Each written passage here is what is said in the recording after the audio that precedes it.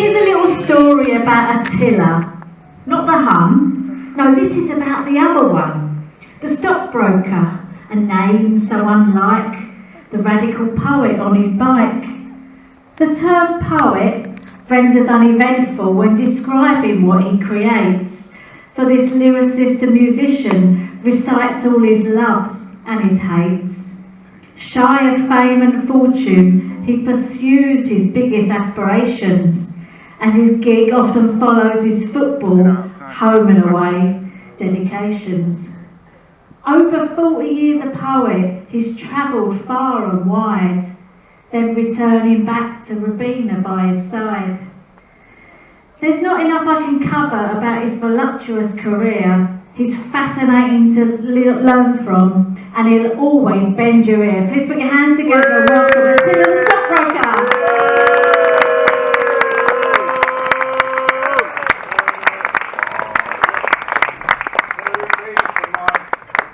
Hometown of Harlow in the 1980s. A wonderful set earlier on today, thoroughly, gloriously rude at the end. I'm a fan of rude poetry, some of you were aware of this. So I'm going to start off with a poem for Darren and Jenny and everybody who organises this wonderful festival. I was sitting in the Compass Cafe. I don't get paid, I don't get any bribes for this. I was sitting in the Compass Cafe 2 years ago with my friends, and I was thinking, what a wonderful festival, what a wonderful cafe, and as often happens, I was moved to verse. And it occurred to me that the concept of rebellion is enduring, and, well, I'll go any further, I'll just do the poem. It's called Rebellion, and it was inspired by something a taxi driver said to me when I got a taxi. I always look forward to rebellion, said the taxi driver. Everyone's so friendly. Some of you may look a bit scary, but you're lovely. It's the stag parties and the like who give us hassle, never you lot. Blackpool Council agree. They welcome us with open arms, suspend the street drinking laws, and give us the winter gardens as a weekend home. But from the self-appointed arbiters of taste come the sneers. It's just nostalgia. Old people reliving their youth, like tea dances in the old days, like the cruise ship bands, the same tired old attitudes, only louder and in bondage gear. But rebellion is far more than that. There are 3 generations here from all over the world. Bands a third of my age, a multitude of styles, a cornucopia of interpretations, because punk is simply being yourself while thinking of others, and that's why the taxi driver likes us, because that is what we do. As for nostalgia, if the past looks better than the future, as it certainly does to me, who reaped all the benefits of the welfare state in its prime, who went to university on a full grant, the first in his family to do so, and remembers a vibrant NHS, plentiful housing, affordable public transport, bulging libraries, clean rivers and seas, and streets where I could cycle happily without annihilating my testicles on the crossbar due to potholes the size of bomb craters. If the past looks better than the future, then rebellion isn't nostalgia. Nostalgia is rebellion. And rebellion is wonderful. Thank you, welcome.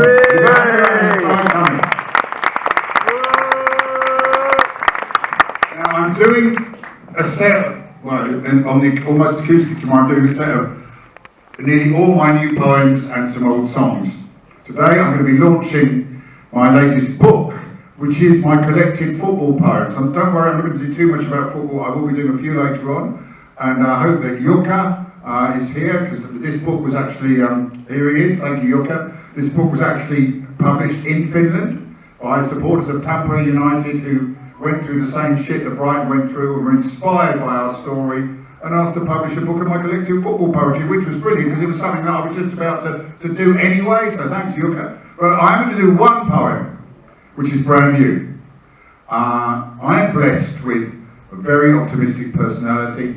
I don't have a self-doubt or embarrassment gene, which makes me annoying for some people, I know, I'm fully aware of this, especially my friends. But it does mean that I can do poems like this. Another new year is upon us, as the news goes from awful to worse, and reform is the billionaire's plaything. There isn't reform, it's reverse. As I watch the sea lap at our village, where they tell me I'm spreading fake news and the internet swallows their poison, I refuse to succumb to the blues. For a lifetime, my work's been my hobby, and I'm happier than I've ever been. But it's not about me here, it's history. It's the changes this old poet's seen.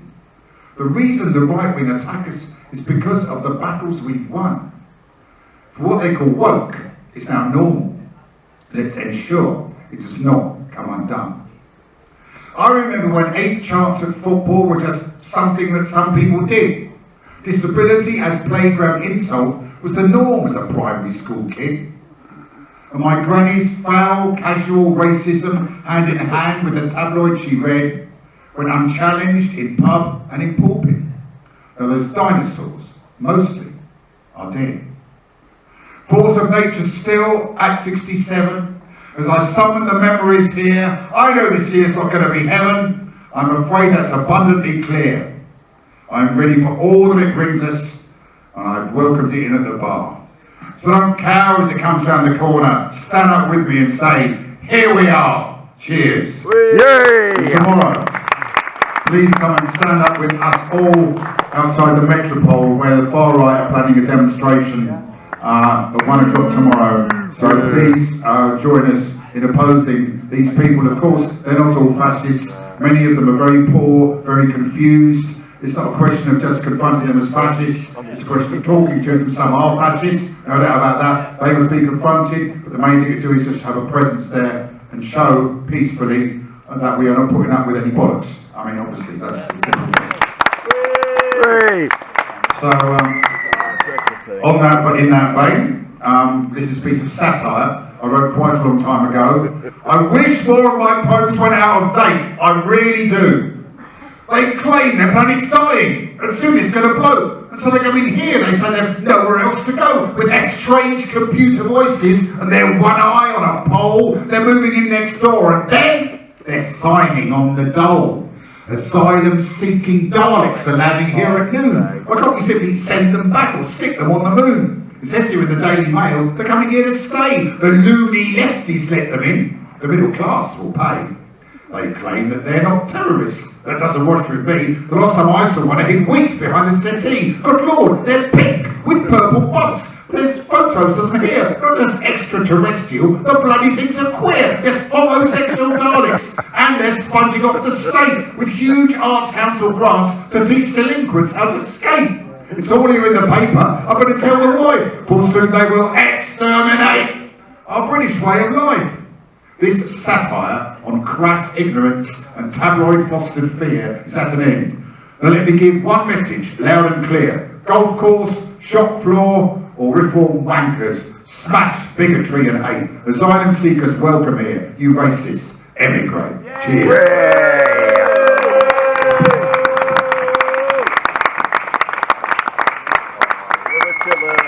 I don't have any embarrassment, Gene, and I think that gives me the opportunity to do is be an advocate for people to go to the doctor when you've got something wrong with you, especially men of my kind of age, okay? Got one life, go to the doctor. I've had a cancer, I went straight away, I'm still here. I'm now, one of the fundamental part of my set is basically making this exhortation. And I have various different ways of doing it. Probably at one of my musical gigs I'll be doing a dub poem about it, but today I have 2 poems that I wrote at the time, in 2015, dedicated to my wife Rabina and the NHS. The first one is called In Train. I've always loved cycling, but never as much as today. 40 miles to the Sussex countryside on a beautiful spring afternoon, in training, testing myself like a boxer preparing his body for the fight. Fitness helps post-surgical healing, they told me, and alcohol hinders it, so I've given up beer until after the operation. In our criminally overstretched and underfunded NHS, with so many people in need, this red rocker doesn't want to be a bed blocker, even for one day. The know after the biopsy. It's the wait, the not knowing that's the worst. Like back in the old days of the 80s, when we knew the fascists were going to attack the gig, but we didn't know whether there would be a pathetic gaggle of 18-year-olds high on glue, one with oi tattooed to his forehead the wrong way round, because he'd done a DIY job in the mirror. There honestly was one once. Or a big gang of the really hard bastards, all DMs, tattoos and Nazi salutes. During the day, it's okay more or less. I have a full life, can mostly put things to the back of my mind, but at night, I wake till that same recurring dark thought and sheer human fear takes hold. Then your warm arms embrace me, your soft breasts enclose me, your lips meet mine. We hold each other tight, your push against my leg, and I'm whole again. It's a wonder and an honour to be this loved, especially given my regular deficiencies in matters of etiquette, self-effacement, you name it. And I return it with all the force of my being. I love you so much, and how hard it is for you too. Thank you for being there. My heart goes out to those who have to face such things on their own. My deepest respect to the people whose profession is to help them to do so. Like all those at the core of our wonderful NHS, they are the ones to be celebrated. The real celebrities, not some idiot on a game show. They need your vote and your campaigning. Victory to the resident doctors. Long live the NHS. I've always loved cycling, but never as much as today. 40 miles of the Sussex countryside on a beautiful spring afternoon, in training, testing myself like a boxer preparing his body for the fight. Blood coursing, legs pumping, muscles flexing, thoughts racing, bursting with life. Cheers.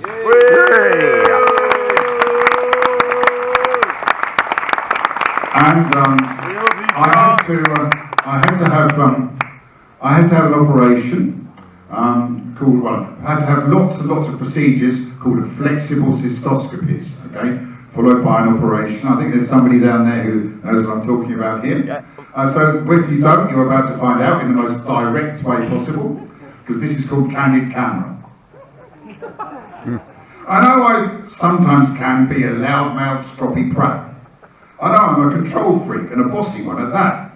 My wife says when I'm eating, I am a total slob. I'm still not sure that I deserved a camera. Mine not. The poor thing shriveled up in fear till it was hardly there. A tiny little pimple in a nest of pubic hair. The camera made its entrance, the pain cut like a knife, and then I saw my bladder for the first time in my life. I'm glad it went up there, though sad at what it found. And it can come back any time to help me stay around. So 3 cheers for the NHS, for that camera crew. And if you're feeling odd down there, you get it checked out too. Great. So much of this shit which is going on now is all down to the disaster which was Brexit.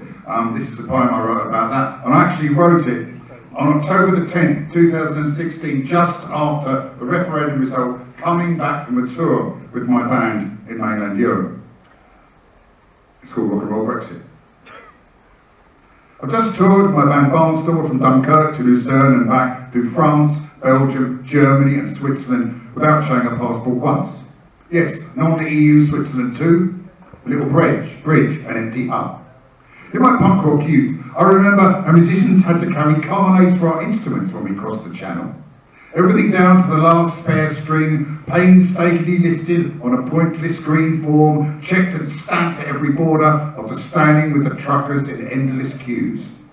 I remember the invasive French customs, whose cretinously predictable searches for non-existent drugs to the edge of many an otherwise enjoyable tour. Search the big posh cars driven by the suits, I'd always say, after these unimaginative custodians had finished their fruitless checks. No one imports half a ton of heroin dressed like we are, driving a scruffy transit van with clean me written in the dirt on one side. We hate Crystal Palace on the other. A large knob of testicles adorning the back, and empty beer bottles rolling around on the floor. Are we going to have to go through all this again just because Rupert Murdoch was pissed off by the fact that no one in Brussels took a blind bit of notice of him? Lord, give me strength. Only joking, of course. Brexit was an informed decision taken by the British people after serious consideration of the established facts presented intelligently and objectively by the rigorous guardians of the Fourth Estate. And anyone who suggests anything else is patronising and supercilious. So if in a few years' time, British number plate for a band touring Europe becomes the equivalent of a plague signal on a door in medieval times, and I'm once again obliged to fill in ridiculous forms and perhaps even at my advanced age, stand naked in a room with a gloved finger up my arse as I once did in Calais in the 80s, I shall hold myself proudly to attention and celebrate the fact that I'm British and we have taken back control. Thank you. Welcome those who are coming in. Very welcome. This is called Take Back Control, and it is dedicated specifically to a mate of mine called Ronnie Chambers from Hartlepool, one of the most hearted areas of the country. Recently, just last week, there was another by-election in Easington, in the colliery there, in the mining area, very depressed area in the northeast, and Reform got in again. And it's just really sad. They're being conned. The people are being lied to. It's complete nonsense. And of course, we know that the terrible mistakes and stupidities that's been happening that Starmer's done, and that goes without saying. But I wrote this back in 2015 for my mate Ronnie, because I understand why people are so angry. It's called Take Back Control. You tell me how you've suffered since the closure. I see the pain and sadness in your eyes. I feel your anger at our country's leaders who offer only platitudes and lies. Gigs, I hear so many of these stories, all different, but the message is the same. You're sick to death of scheming politicians, no longer going to play their boxy game. The referendum was your chance. You took it. They told you would be taking back control of jobs and factories and borders, a revolution wrapped up in a poll. The EU is a massive corporate bully, cheap labour and big profits at its core. I understand why you voted for Brexit. One chance to strike a blow in the class war. But it wasn't the EU who shut your pit down and sent med thugs rampaging through your street. It didn't close your hospitals and workshops, smash down your union to brave defeat. No EU diktat caused the housing crisis, the poll tax, bedroom tax or 0 hours. Now all of these were brought in by the Tories. Far worse to give those bastards brand new powers. So let's take back control with strong trade unions. And let's take back control and organise. Take back control of pub and school and workplace and counter all the endless media lies. Take back control as we all stand together. No scapegoating and no divide and rule. The future is unwritten and it's daunting. Please don't let reform take you forever. Thank you. I just question my friends in Sunderland and Newcastle, all that part of the country, the Mags and the Mackhams, and Red London were brilliant last night, I've got to say. So, anyway, now, this next one's about my aunt.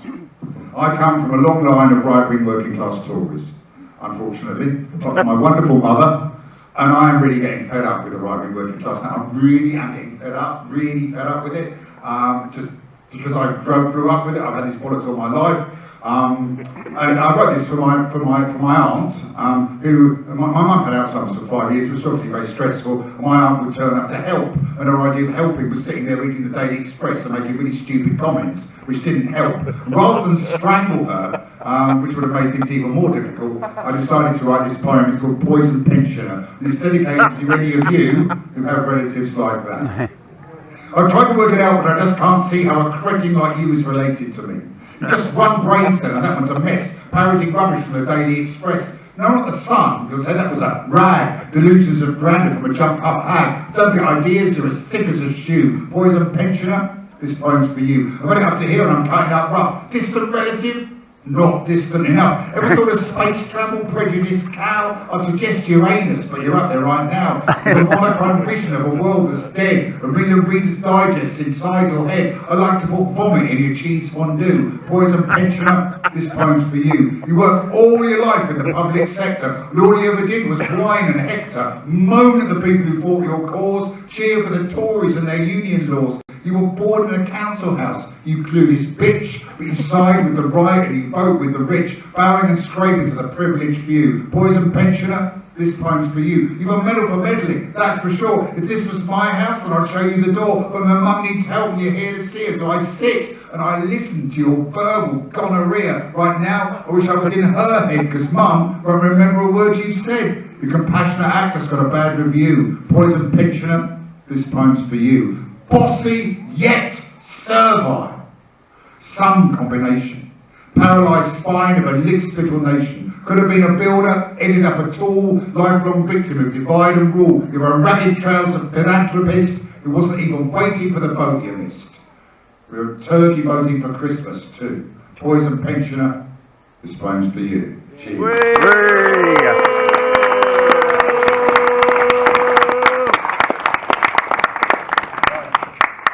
Is quite new. It's one, as I say, I'll be doing lots of really new poems, very, very topical new poems.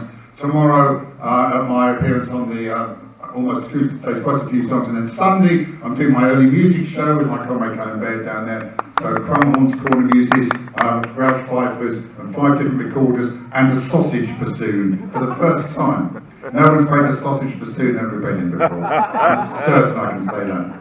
But this is about the power of music. And for me, the day that a little bit of it died.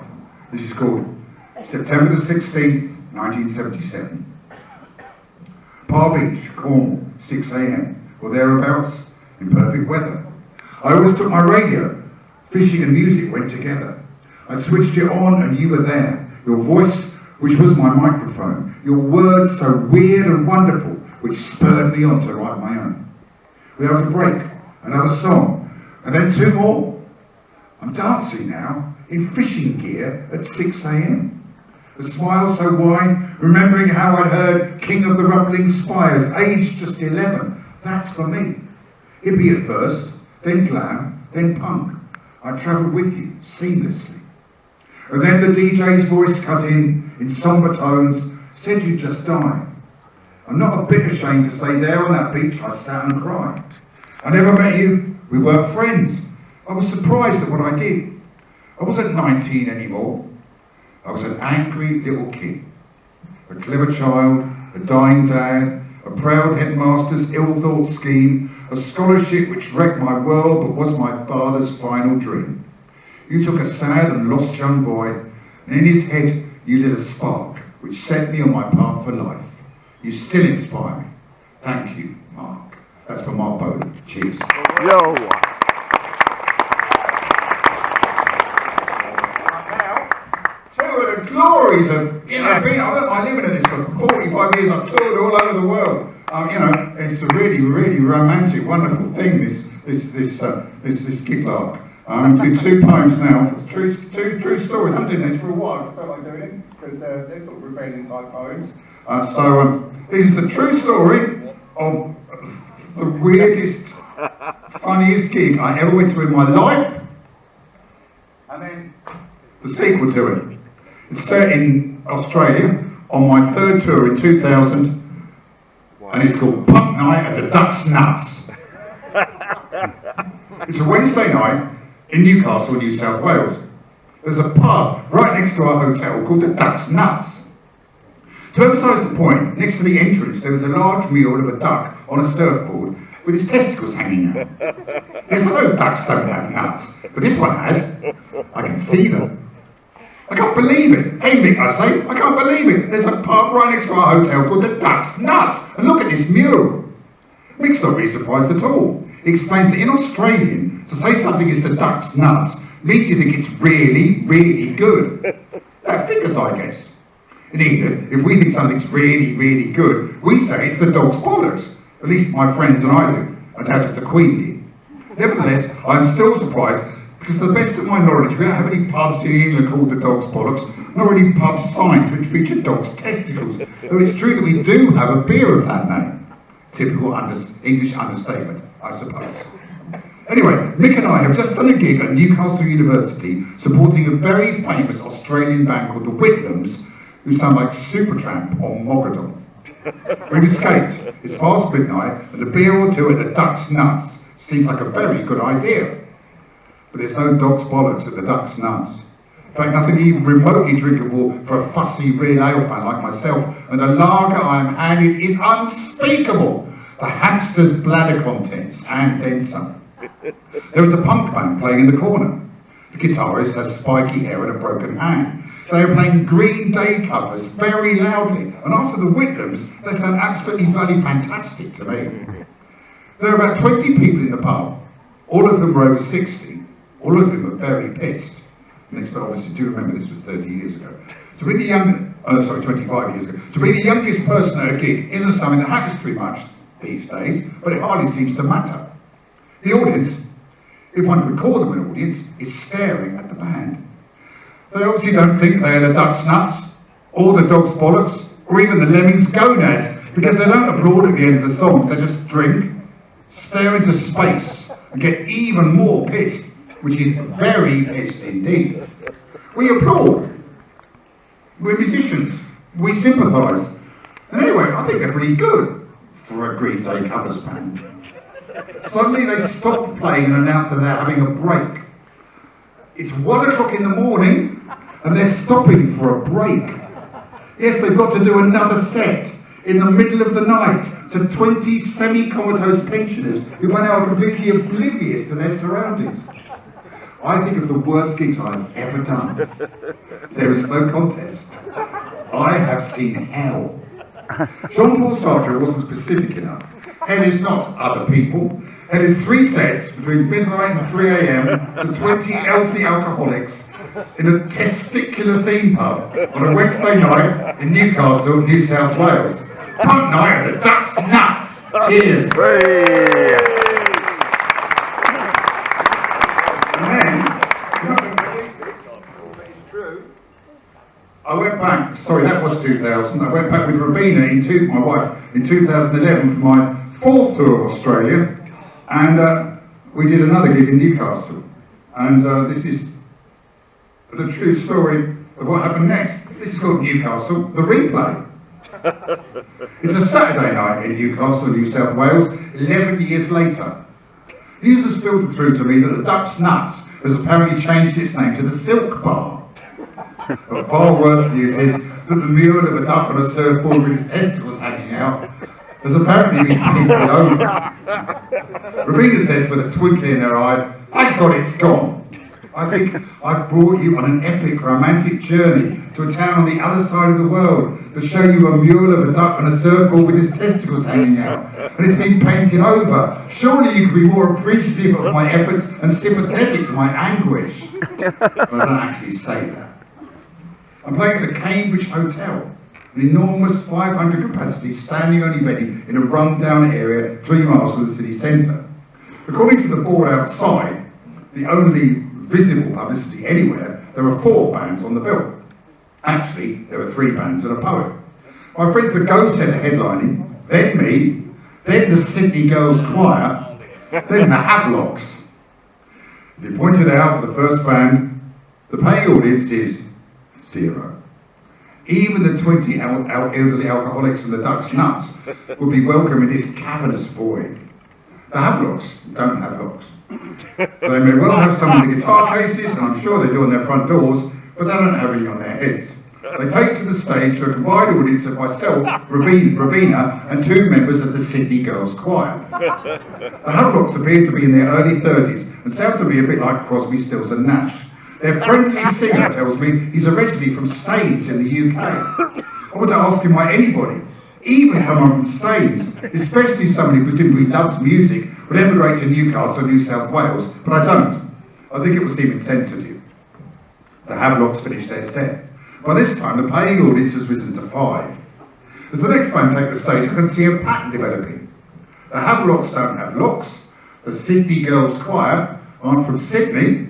on girls, and on to choir. They're four blokes from Wollongong in their early 20s and are an excellent kick-ass rock and roll band in a Kings of Leon meets Dr. Feelgood kind of way. The first thing the singer says, he is pleased to see so many people there because they played in Newcastle last week and nobody turned up at all. By and by, his dedication to the cause, I joined the three-strong mosh pit. I have a lovely time. No, we didn't. Then it's my turn. By this time, the audience has soared to about 20, including 3 Attila fans, one of whom is from Canada. I don't think either of the other 2 are from Newcastle. The void in front of me is aching. It's monumental. It's like being at a Crystal Palace home game. Needless to say, I start with Punk Night at the Ducks Nuts, and the sound of surreal irony echoes across the tiled savannah. 1/20 of the audience suddenly shouts at me. What he shouts is, "Yabba yabba." I'm confused by this at first, but soon realise that this is his way of communicating the fact that he is unfamiliar with the concept of the unaccompanied spoken word as a form of live entertainment. I berate him gently. He shuts up. In the middle of my performance, the Go Set arrive. They've been doing another gig at a birthday party around the corner. I finished with a flourish to the sound of 19 pairs of hands clapping in a wind tunnel and asked my friends how their gig went. Shithouse, I'm informed. Great Aussie expression, that. When the Go Set there were 200 people there. When the Go Set started playing, most of the guests went outside and began dancing to techno. The rest sat in front of them eating and chatting. Given this, I wonder why they were asked to do the gig in the first place. People who booked them have promised to turn up here. I hope they will, so I can ask them. But they don't. The Go Set play, I join them on fiddle, and it must be said that the 25 people in the audience have a lovely time and are most receptive.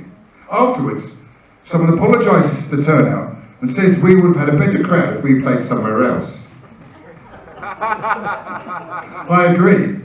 They meet somewhere else in Newcastle. I don't. The next day, as we head out of town, we drive past what used to be the Ducks Nuts, and it's now the Silk Bar. The mural of a duck on a surfboard, but this is all genuinely, honestly, completely true. The mural of a duck on a surfboard with his testicles hanging out has indeed gone. And instead, there is a grubby silver banner draped on the wall with the Silk Bar written on it in felt tip. The place is now a shabby backpackers hostel, and poking out of an upstairs window is something that very looks like the Antipodean equivalent of Joseph Porter's sleeping bag. Then I notice that one of the pub signs still says the Ducks Nuts Hotel. My heart sinks. I ask Ravina to take a photo. The angle is wrong, she says, it won't come out. My heart sinks. We drive away. Back in Melbourne, I recount this tale to my musician friend Rory. John, he says earnestly, Newcastle is the rectum of the Australian music scene. Rory, my old mate, I say, I think you may be right. Thank you. Lovely to do those for an undone arrangements. Obviously, all my books are available outside. I've got 4. 5. Now it is time to launch my new book, which is football poetry, but in the widest possible sense of the term, because this is basically the story of not just of my love of Brighton of Albion, it's the story of a 17-year-long battle to save our football club, which many of you will know about. If you know anything about football, you will know anything about reading about football. You know that Brighton were bottom of the 3rd division with no ground, bottom of the 4th division with no ground in 1997, and we got into Europe 2 years ago, and we're now regarded as one of the most progressive countries in the country, and it's wonderful. And I co-founded our Independent Supporters Association, was one of the leaders of the battle to save the club. Because I'm trying to do 8 million poems at once, I haven't got that far. I'm only really going to be able to do about 3 of these, so I'm not going to do Goals and Ghosts, which is very, very long. I'm going to do the one that is shorter, which sums up our story from the second half of it. This is called From Hereford to Here. So we saved our club at Hereford in 1997 with a draw to stay in the Football League. We had to pay our next 2 years at Gillingham, and we fought, got a new stadium, and now we're back. Anyway, with sheer determination, a vision fine and clear, we made the noise which brought the boys from Hereford to here. Mid-90s, the fight back began. We met each Monday night and called for help to save our club. He answered, thanks, Dick Knight. So many colours joined with ours on Fans United Day, and then we drew at Hereford and drank the night away. A joyous celebration, washed down by lakes of beer. We made the noise and brought the boys from Hereford to here. Homeless, right, Brighton Council, find us somewhere to play, because we're the Seagulls party now and we'll boat you away. With thee, Bobby Zamora. We really cut a chat. He scored the goals which took us up. I cheered and played the Clash, so I was DJ. With pride and dedication, and not a hint of fear, we made the noise which brought the boys from Hereford to here. So welcome, Will, to our new home. It took so bleeming long. Petitions, demonstrations, a top 20 hit song, our lovely Falmouth Stadium. The board may not agree. I've never had a credit card. It's still Falmouth to me. With hope and expectation, and yes, a little tear, we made the noise which brought the boys from Hereford to here.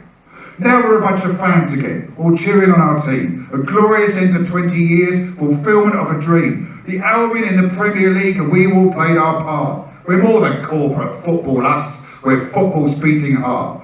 This is our celebration, so have another beer. We've made the noise and brought the boys from Hereford to here.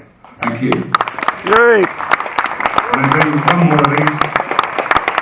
This is the one where we are a progressive club. We're proud to be a progressive club. We're the nearest we're going to get to an English and Pally, I would say. And we have a great progressive very progressive fan base. But so much so that as the poet in residence a few years ago, I was asked by the club to write a poem to welcome pride to our city. And I wrote this. So this is any Leeds fans in? No. Oh, no. Brilliant, okay. We love going to Ellen Road. We love going to Ellen Road. Anyway, I won't say more. A pride of seagulls. You flood our friendly city streets in a flamboyant tide. We welcome you and celebrate the glory that is pride. Yes, we can see you holding hands. It's not that hard to tell. Your boyfriends know that you are here because they're here as well. We're in the 21st century. It's all quite normal, yet some sing such chants of Brighton fans and think we'll get upset.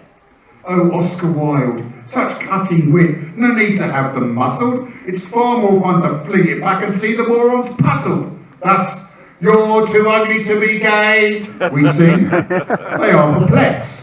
And 1-0 to the Nancy boys just leaves them doubly vexed. Yes, we are Brighton from the south. And most of us will say, proud of our city and our club, and proud of you today. That was last week, actually. Cheers. Yay! So much weather, I'm followed by a womble. You don't mess with the wombles. You really don't mess with the wombles. So I will be outside in a minute, and I'll be plugging my books. I have 4 books, and some CDs. And my autobiography, which you couldn't make it up, and I didn't. So this is the last one for today. As I say, tomorrow I'll be doing all the really new poems, the ones I've written in the last few months, and there are many. And I'll be doing that along with some of my older songs tomorrow afternoon. And then on Sunday, in the boat that's in the Almost Acoustic, and also Almost Acoustic on Sunday, I'll be doing my own music show. Like I said, if you want to hear a sausage bassoon played in Rebellion for the first time, then come along on Sunday. So this is the last one. It's called Spirit of the Age. It's about earning a living, doing something that you do as a fucking hobby for 45 years. I never for a moment lose sight of the fact that I know how fucking privileged and lucky I am. Although I also say I worked fucking hard at it for a long time. And it wasn't always easy, but I'm really proud. I love what I do. I love the fact I can still do it at 67. But I've got so many wonderful friends, and there's so much going on here. It's so brilliant. It's just so. So this is for Mark and Rach. This is called Spirit of the Age. You've got to be young and black to rap, right? So I have no chance. Some old punk rock and white. You've got to be young and black to rap wrong. Anyone can rap or write a punk rock song. So don't look at me with scorn or derision. I don't accept boundaries of cultural division. I'm MC Attila and I'm right in your face. So listen up, folks, because I ain't going no place. This rap's called Spirit of the Age. All my life, I'm going to be on stage, millions of ideas passing around my head, and I'll be rapping to the day I'm dead. Age 48, I wasn't today. Rancid Rule, Joe Strummer, it's my son with 49. I was doing just fine. Reading in the right, I'm a verbal fishing. I'm 50, I was nifty. So don't look at me like I'm sad or I'm shifty. 51, I'd have had some fun in Brighton School tell you because the one has scored none. 52, I was talking to you. I make more sense than Blink 182. 53, top of the tree. Red rebel rhymes and rapping rebel poetry. 54, like I said before, show me a fascist, I'll show him the floor. 55, still can't get live. Or boring arty poets to a nosedive. 56, I was high in the mix. This old punk rocker and loads of new tricks. 57, still first 11. Drinking real ale like it's manna from heaven. 58, I was fueling debate, giving it straight in the 51st state. 59, laying down the line, pulling out words and watching them intertwine. 60, still demanding attention. I wasn't drawing my punk rock pension, and this year, well, I'm 67, and I'll be rapping till I turn to heaven. Thanks very much. Have a great time, everybody. Books outside in about a minute and a half. Thank you very much. Cheers. Cheers, everybody. Wonderful, brilliant, absolutely brilliant. Upstairs tomorrow, no time for any more. There's a womble. Remember, you're the womble. You'll remember. Right, see you soon. Outside the hall. Cheers.